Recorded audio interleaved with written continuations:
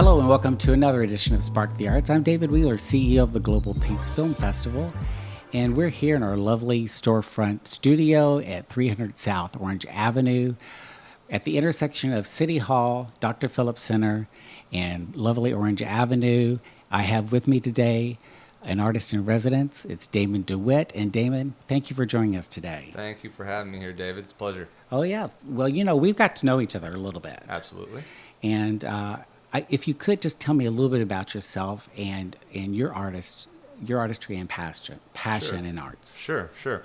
So I am an Orlando native. I fell into art a little bit later in life than some artists. I found it in college, and I ended up getting a BFA from Florida State University. Also attended Flagler College prior to that. In my 20s, it was just as much about creating as it was exploring. And I bounced around the planet. I lived in Florence, Italy, and Miami Beach, and Ho Chi Minh City, Vietnam. Then I moved to New York for some time to kind of pursue my art a little more focused. So you're traveled. I am. And just to dig a little deeper in that, you being traveled, was that a family thing, or how did that was an individual thing. I have always had this kind of deeper passion and curiosity for what's out there. I love to mix with different walks of life. I love to immerse myself in foreign culture. I love the fact that when you move into a new city, the creative culture shifts as well, depending on where you're at in the world. Yeah. And so I found a lot of excitement, a lot of life lessons and learning. There's nothing that will teach you more about yourself and about where you're from than removing yourself from that environment. So as a result, the work that I've now been making over time is heavily influenced by my understanding of the world through my experiences abroad and in different cities, living in the Northeast, living in the South, living in a place like Miami, which feels like its own universe. And so you see that work, you see influences from my 20s in the work. Well, it's not hard to see either, because you literally have pieces in your area, your work area, as you create in your space. These, how tall are these pieces? It's a series of sports figures. Correct. So right now in the studio, I am working on the Dream Team from the 1992 Barcelona Olympics. So it was a men's basketball team that came together and is essentially considered the greatest team ever assembled. And it was the first year that the college game stopped going to the Olympics and the pros joined. And at that time, the global basketball game was not as developed as it is today. And so you had these larger-than-life figures, figuratively and actually, coming in like rock stars and obliterating their opponents and easily obtaining the gold to much fanfare. And so I'm making this comparison to, on the surface, these guys are the greatest, and they should be celebrated just like that, right? They're Hall of Famers, they're icons, American icons. But then when you dig a little deeper beyond the surface, I'm making a comparison to American imperialism, right? The history of American imperialism and basketball, which is a game created in the United States. And that game has been globalized, and in the Olympics in 2004, we actually got the bronze. So you see this transition over time where the United States men's basketball team isn't as dominant as they used to be. Now, since that time, they came up with the Redeem Team that came back to the 2008 Olympics, won gold, and we've won gold in the last 5 Olympics. But this kind of shift and delicacy that involves being at the top, or the perceived feeling of being at the top, and having something very quickly get swept out from under you and you get the bronze, or you realize you're not the best at this, or you're declining, right? That is kind of the history, in my opinion, of some of this global pursuit that the United States is known for. And so there's the comparison. Yeah, very good. And those you can't miss walking by the studio here. Yes, they're unwrapped. They'll end up being gallery wrapped, so they'll be 8x4. 8 foot by 4 foot when they're completely finished. And how many pieces? 12 members of the team, And so 12 individual, full body, to scale portraits of these basketball players. So Michael Jordan was 6'6". The portrait of Michael Jordan will stand 6 feet, 6 inches tall, very cool. right?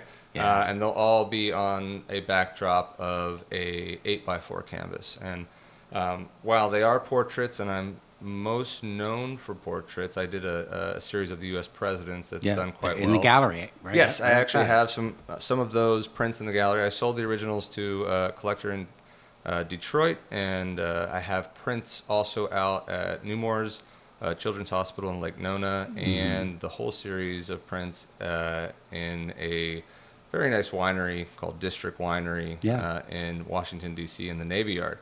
And so people buy the individual prints of their favorite presidents. President Obama actually has a portrait, his portrait. Yeah, has it's that great. himself, so that's on exhibit here. Yes. But you're not just portrait. I mean, you've got some other very unique Correct. pieces. Yeah. So I let my varied passions, in which there are many. You know, I'm easily distracted. I'm easily curious about different things, and so I move.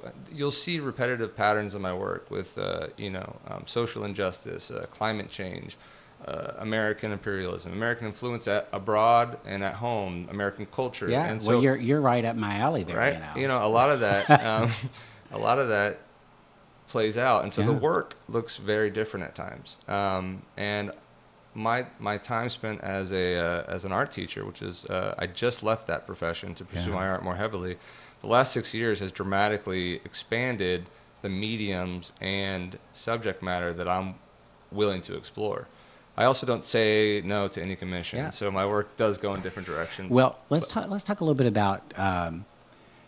We do have the gallery space open. Yeah. Lots of work out there. Yeah, Monday through Friday. That's like 11:30 to 1:30 p.m. Correct? Yep. Open to the public.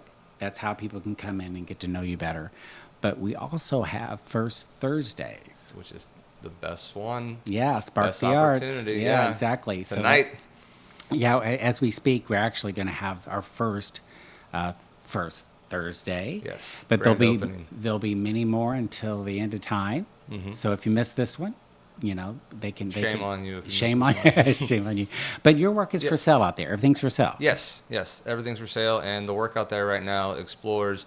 There's 3 pieces out there that explore man's connection, not so much symbiotic connection to nature and Mother Nature's reaction to that. So essentially our influence on the environment and how that's playing out for us. So there's 3 pieces from that. There's a series called 2020 Vision that has a few pieces present in the gallery where I just stopped everything that I was doing when the pandemic hit, and I said, I have to paint about this. You had to say pandemic, didn't you? Sorry.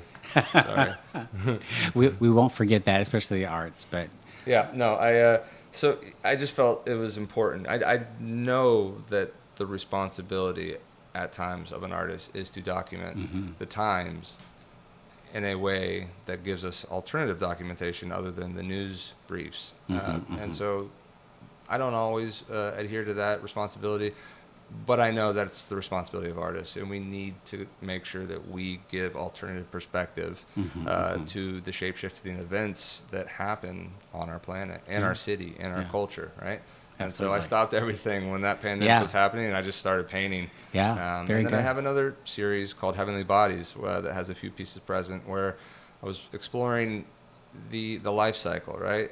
The power of synergy, the magic laws of attraction, the growth and decay of the human body, and ultimately the spirit leaving the body. And so a lot going on in my life at that time, and it plays out in the art. We're not going to share everything because we have many more episodes to do in the future. Sure. I appreciate you sharing everything you have thus far. Well, thank you. And I'm sure our audience is happy to meet you. You have a website. I do. So do me a favor. Tell everyone how they can contact you. It's my artist name, Damon DeWitt. Just throw a www. on the front and a .com on the end. That's DAMON DEWITT.com. Very good, very good.